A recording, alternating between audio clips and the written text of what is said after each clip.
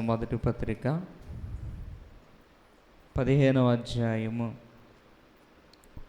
3-4 వచనాలు చదువుకుందాం. నాకు ఇయ్యబడిన ఉపదేశమును మొదట మీకు అప్పగించితిని.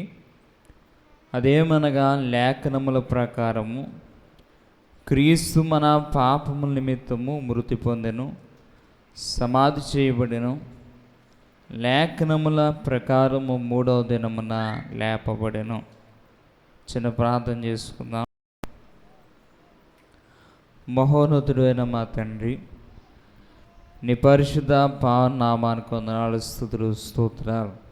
ఈ 5వ నెలలో మరి యొక్క ఆదివారము నీ యొక్క పాద సాన్నిధ్యమందు చేరి పాటల ద్వారా, ఆరాధన ద్వారా నిన్ను మహిమపరచిన వారమై ఉన్నాం.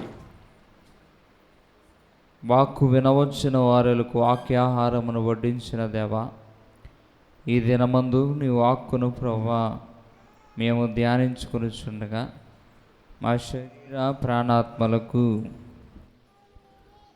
ఆధ్యాత్మిక స్థితిని పెంపొందింప నిమిత్తము నీ వాక్కులను మాకు వినిపింప చేయమని వాక్యమైన యేసయ్య నామమున అడిగి వేడుకుంటున్నాం తండ్రి, ఆమేన్. దేవనామంలో మీకెల్లరకు కృపా సమాధానం కలుగును గాక, ఆమేన్.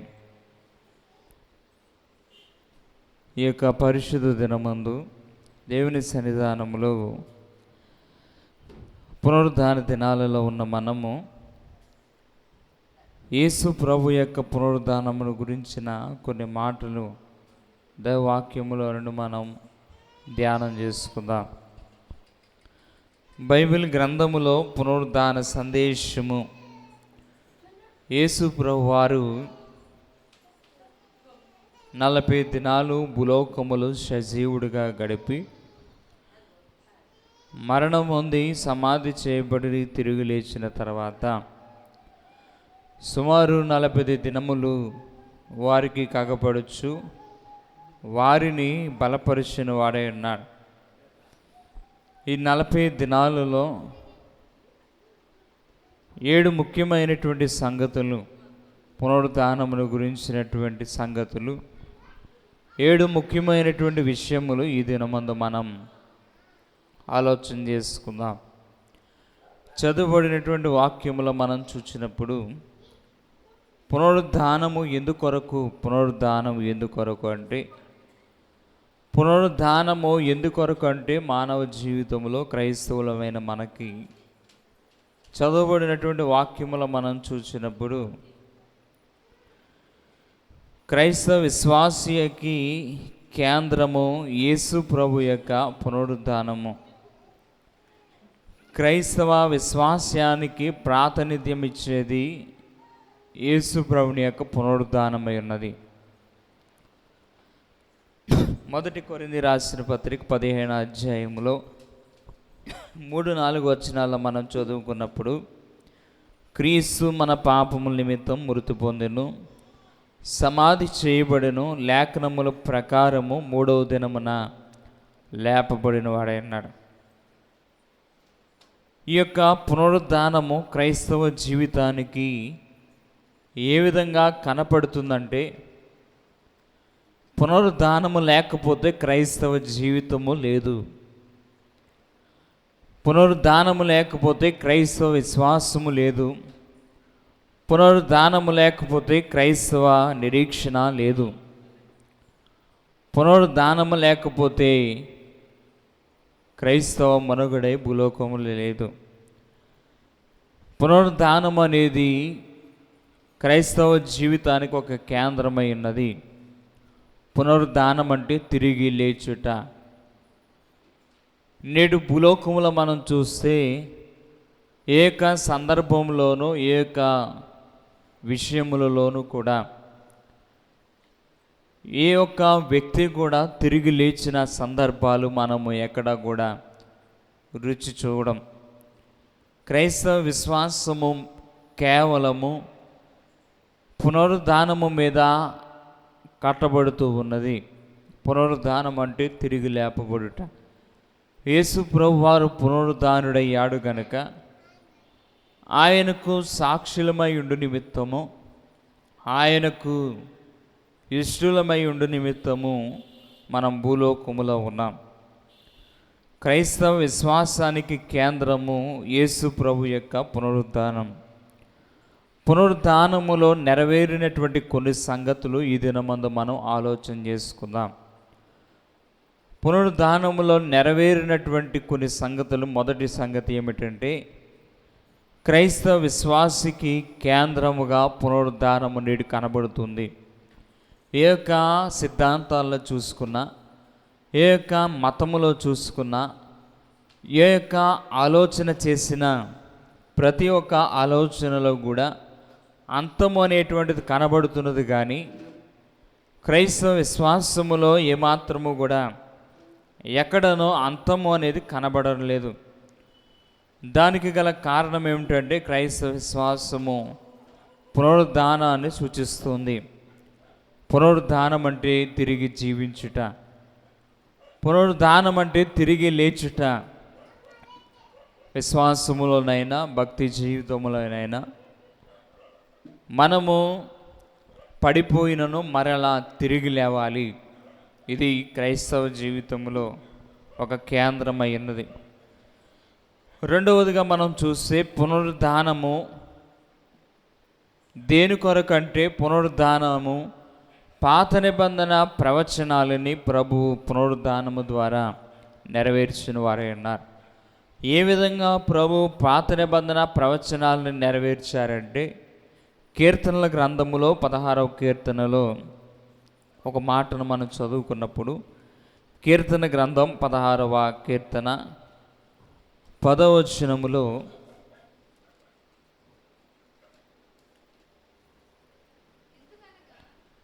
ఎందుకనగా నీవు నా ఆత్మను పాతాళములో విడిచిపెట్టవు, నీ పరిశుద్ధిని కులుపట్టనీయవు.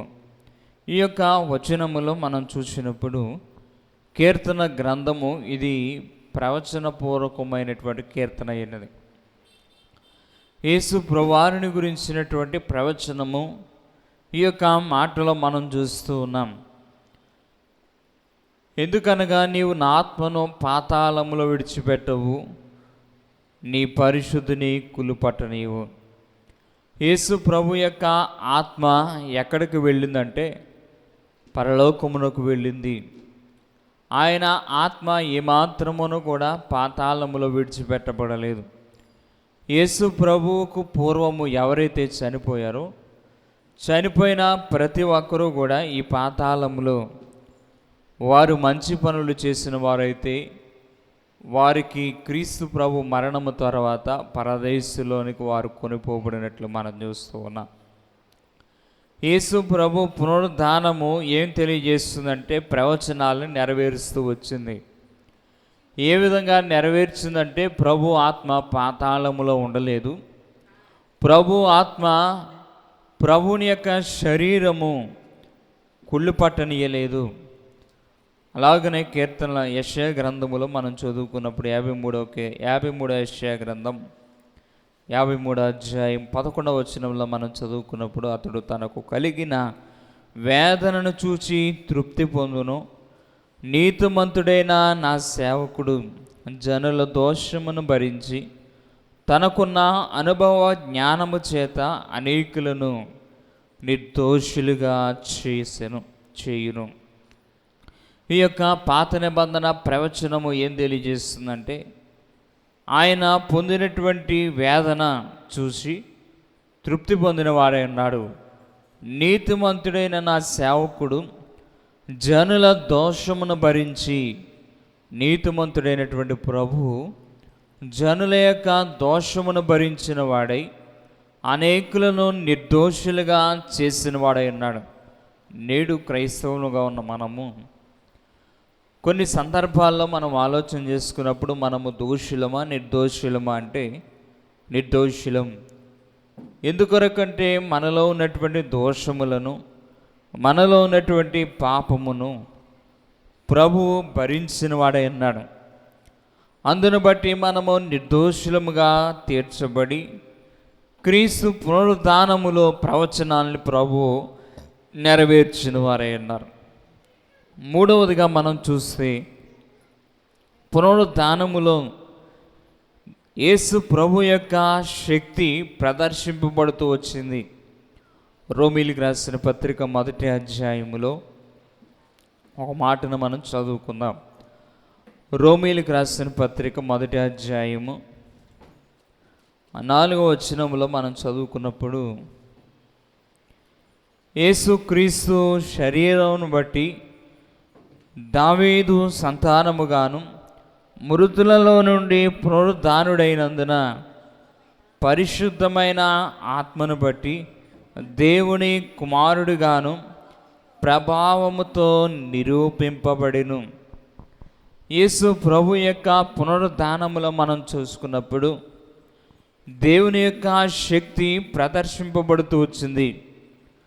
పునరుద్ధాన మరణము మరియు పాపముపై దేవుని యొక్క శక్తి ప్రదర్శింపబడుతూ వచ్చింది.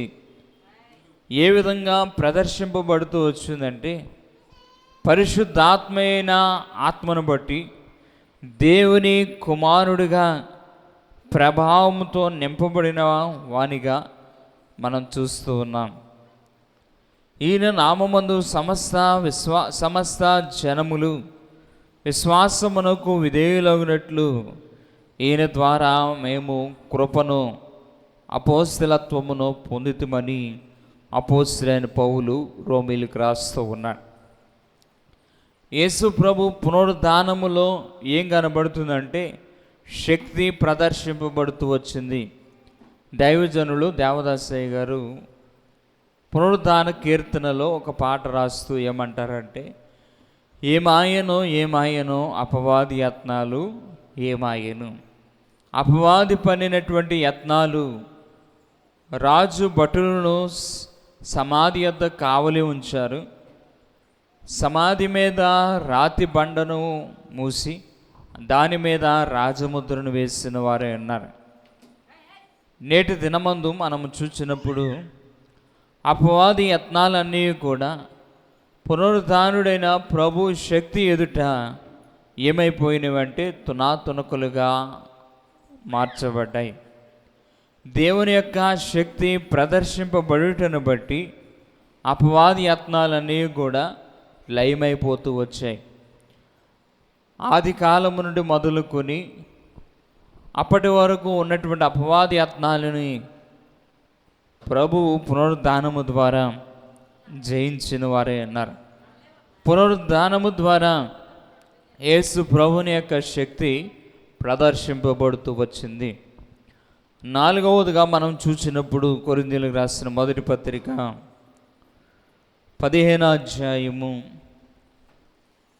మొదటి కొరింథీ రాసిన పత్రిక 15వ అధ్యాయము 17 నుంచి మనం కొన్ని వచనాలు చదువుకుందాం 22 వరకు. క్రీస్తు లేపబడని ఎడల మీ విశ్వాసం వ్యర్థమే, మీరింకనూ మీ పాపములోనే ఉన్నారు. అంతేకాదు, క్రీస్తునందు నిద్రించిన వారును నశించిరి. మీ జీవితకాలము మట్టుకే మనము క్రీస్తునందు నిరీక్షించిన వారమైన ఎడల మనుషులందరికంటే దౌర్భాగ్యులమైందుము. ఎప్పుడైతే నిద్రించు వారిలో ప్రథమ ఫలముగా క్రీస్తు మృతులలో నుండి లేపబడి ఉన్నాడు. మనుష్యుని ద్వారా మరణము వచ్చెను గనుక మనుష్యుని ద్వారానే మృతుల పునరుద్ధానము కలిగెను.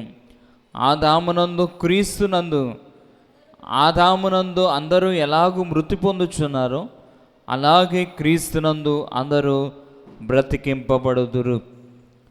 ఈ 4వ మాటగా మనం ఆలోచన చేసుకున్నప్పుడు మోక్షానికి ఆధారము దొరుకుతూ వచ్చింది.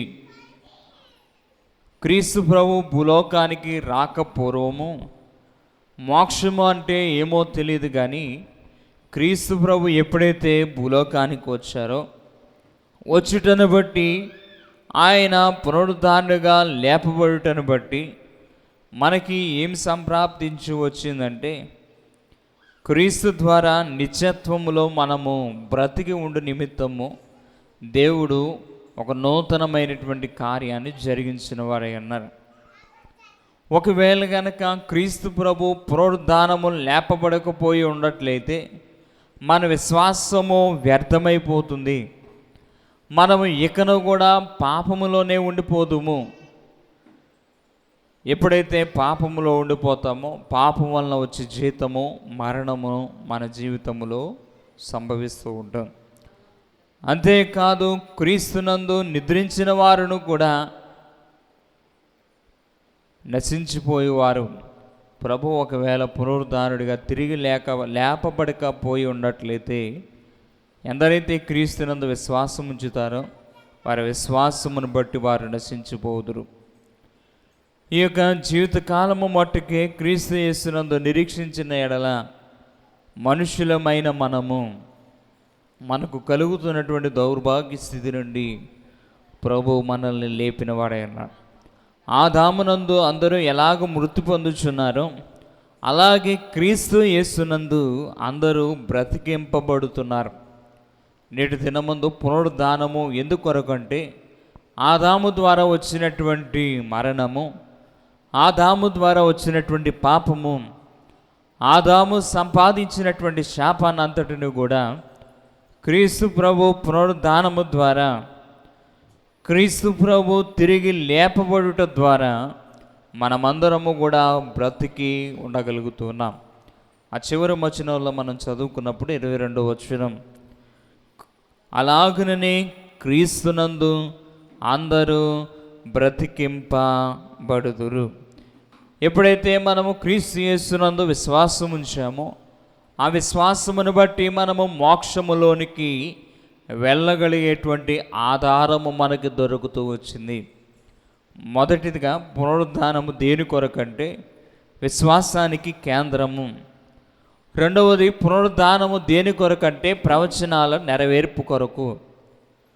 మూడవది పునరుద్ధానము దేని కొరకంటే యేసు ప్రభు యొక్క శక్తి ప్రదర్శింపబడు నిమిత్తము.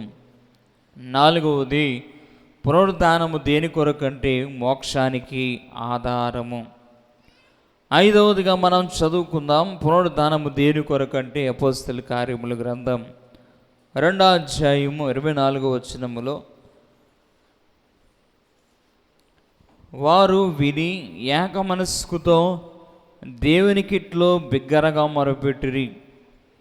అపోస్తలుల కార్యముల గ్రంథము 2వ అధ్యాయము 24వ వచనం, మరణము ఆయనను బంధించుట అసాధ్యము గనుక దేవుడు మరణ వేదనలను తొలగించి ఆయనను లేపిన వారే అన్నారు. అపోస్తలుల కార్యములు 2వ అధ్యాయం 24వ వచనములో మరణమును ఆయన ఏం చేయలేదంటే బంధించలేకపోయింది.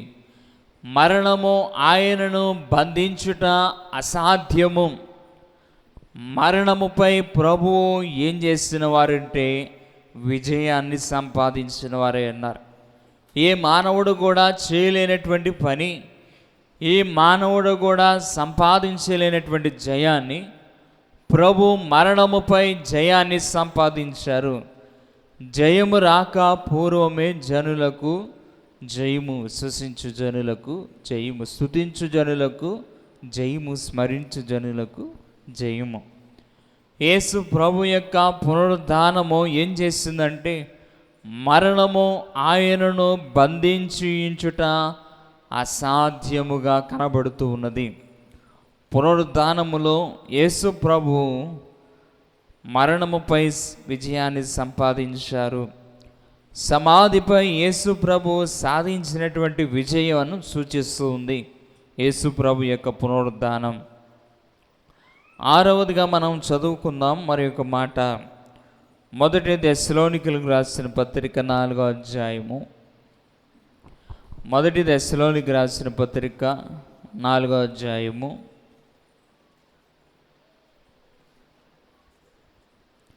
14వ వచనం చదువుకుందాం.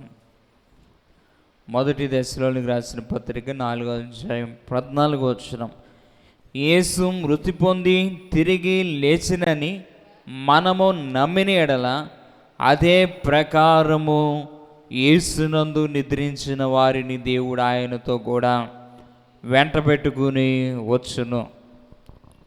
ఈ 6వ మాట ఏమిటంటే విశ్వాసులమైన మనకి ఒక ఆశ కనబడుతుంది.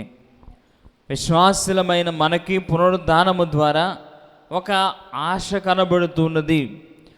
పునరుద్ధాన విశ్వాసులకు వారి స్వంత పునరుద్ధానము పట్ల నిత్య జీవములో నివాసము చేయు నిమిత్తము ఒక నిరీక్షణ అనేటువంటిది విశ్వాసుల మనకి ఒక నిరీక్షణ అనేటువంటిది ఉన్నది.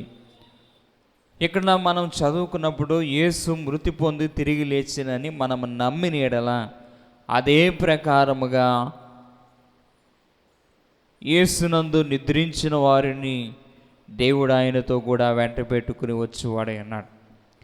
ఎందరైతే క్రీస్తు యేసునందు నమ్మిక ఉంచి ఆయన యందు విశ్వాసముంచి మృతి పొందుచున్నారో నేటి దినమందు రేపు ఒకానొక దినమందు వారందరూ కూడా తిరిగి యేసు ప్రభు భూలోకములోనికి వచ్చినప్పుడు ఈ యొక్క సంఘటనను మనం చూస్తూ ఉంటాం. ఈ యొక్క సంఘటనను ఆధారం చేసుకుని మన యొక్క విశ్వాసము ఒక ఆశ కలిగి ఉండాలి. మనము క్రీస్తు యేసునందు నిద్రించు వారముగా ఉండాలి. క్రీస్తు యేసునందు ఎప్పుడైతే నిద్రిస్తామో నిద్రించిన ప్రతి ఒక్కరూ కూడా ఆయన ఏదో ఒక దినమందు ఆయన యందు నిద్రించిన ప్రతి ఒక్కరిని కూడా వెంట పెట్టుకుని వచ్చేవాడై ఉన్నాడు. ఇది విశ్వాసుల యొక్క ఆశ ఉన్నది. 7వదిగా మనం చూస్తే రోమీయులకు రాసిన పత్రిక 1వ అధ్యాయం 14వ వచనంలో ఒక మాటను మనం చదువుకున్నాం ఇందాక. రోమీయులకు రాసిన పత్రిక 1వ అధ్యాయం 4వ వచనములో యేసుక్రీస్తు శరీరమును బట్టి దావీదు సంతానముగాను మృతులలో నుండి పునరుద్ధానుడైనందున పరిశుద్ధమైన ఆత్మను బట్టి దేవుని కుమారుడిగాను ప్రభావంతో నిరూపింపబడెను. 7వదిగా మనం చూస్తే యేసు ప్రభు యొక్క పునరుద్ధానము ఏ విధంగా కనబడుతుందంటే దైవత్వము నిరూపింపబడుతూ ఉన్నది. దేవుని కుమారుడిగాను ప్రభావముతో ఆయన నిరూపింపబడ్డాడు. ఆయన దైవ కుమారుడిగా నిరూపింపబడుతూ వచ్చాడు. పునరుద్ధానమును బట్టి దైవ కుమారుడిగా నిరూపింపబడుటను బట్టి దేవుని కుమారుడిగా గుర్తింపబడుటను బట్టి మానవులమైన మన పట్ల ఆయన కలిగి ఉన్నటువంటి గొప్ప ఉద్దేశము పునరుద్ధానము ద్వారా ఆయన పొందినటువంటి మరణమును బట్టి మనమును కూడా మరణములోనికి ప్రవేశించు వారమై ఉండాలి. ఏదో ఒక దినమందు ఏదో ఒక సమయములో ఆయన పిలిచినప్పుడు ఆయన యొక్క పిలుపును మనము అందుకునవలసిన వారమై ఉన్నాం. క్రైస్తవ విశ్వాసులముగా క్రైస్తవ భక్తి జీవితాన్ని కలిగి ఉన్న మనము యేసు ప్రభు పునరుద్ధానము దేనికి సూచనగా కనబడుతుందంటే విశ్వాసానికి కేంద్రముగా కనబడుతుంది. 2వది యేసు ప్రభు యొక్క పునరుద్ధానము దేని కొరకు అంటే ప్రవచనాలని నెరవేర్పు కొరకు. యేసు ప్రభు పునరుద్ధానము దేని కొరకు అంటే ఆయన యొక్క శక్తిని ప్రదర్శింపబడు నిమిత్తం. యేసు ప్రభు యొక్క పునరుద్ధానం దేని కొరకు అంటే మోక్షానికి ఆధారముగా కనబడుతుంది. యేసు ప్రభు యొక్క పునరుద్ధానం దేని కొరకంటే మరణముపై విజయాన్ని సంపాదించు నిమిత్తం. యేసు ప్రభు పునరుద్ధానము ఎందుకొరకంటే విశ్వాసులకు ఆశను కలిగించు నిమిత్తం. యేసు ప్రభుని యొక్క పునరుద్ధానము ఎందుకొరకంటే తన యొక్క దైవత్వాన్ని నిర్ధారణ చేయు నిమిత్తము. నేటి దినమందు పునరుద్ధానుడైన ప్రభు 7 రూపాలుగా మన ఎదుట కనబడుతూ ఉన్నాడు. అట్టి ప్రభుని ఆరాధిస్తున్న మనము అట్టి మహిమను భూలోకములో మనము సంపాదించుకునే నిమిత్తము పరలోకములో మనం చేరేంత వరకు కూడా పునరుద్ధానుడైన ప్రభువును మనము కలిగి ఉండి ఆయనను ఆరాధించే వరసలో ఆయనను గణపరిచే వరసలో దేవాది దేవుడు మనలను తన ప్రభావంతో నింపి నడిపింపు వాడై ఉన్నాడు. ఈ కొద్ది మాటలో దేవుడు మన వెనుకడిలో దీవించును గాక. ఆమేన్. పరిశుద్ధుడు అయిన మా తండ్రి, విన్న ఈ మాటలను మా యొక్క హృదయములలో భద్రపరచి మమ్మల్ని భద్రపరచి నీ యొక్క మహిమతో నింపి నడిపించమని యేసయ్య నామమున అడిగి వేడుకుంటున్నాము తండ్రి. ఆమేన్.